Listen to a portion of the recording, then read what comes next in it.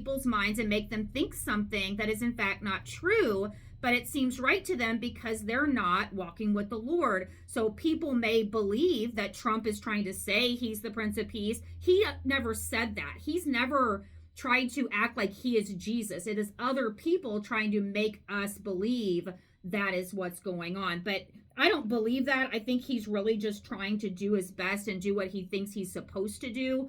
And it may be for his own personal things. I know he said a lot of times that he doesn't know if he's going to get to go to heaven. And because I guess he's siding on the Jewish faith, that he doesn't understand that Jesus Christ is our Messiah and that he is the truth, the light, and the only way to heaven is through Jesus Christ. And if you're a Jew, Jewish person, you don't understand that because he's not your Messiah. So they think more that you'd have to do good works. So that would make sense why Trump thinks he has to do a bunch of good works to get into heaven. So his misconception, just like everybody else, because he's human just like everybody else, he is deceived in that he thinks he has to do good works to get to heaven.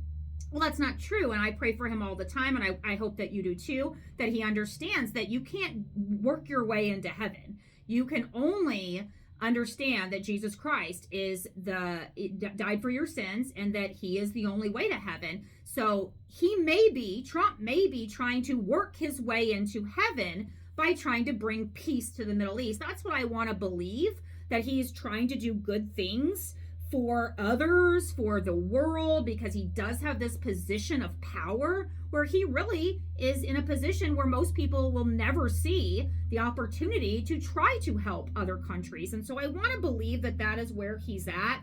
Now, let's bring Charlie Kirk into it, okay? So I think all of us, since his death, and again, like I said before, I don't believe it's a coincidence. I think he died during this time for a reason. Now everyone understands we are now at war with Iran. We are at war with Iran, which means we're at war with China and we're at war with Russia. And that's what scares me, is that this is not us and Israel and Iran. That is not what is going on. This is America and China and Russia is what this is. Once we got involved, it is now a war with China and Russia. And China and Russia are evil. And they will do anything to be the powerhouse, to take out Trump, to take out America. And that is one of the big issues that I am against this war, because it really brings us into a bigger picture war than what they're really talking about. They're talking about Iran.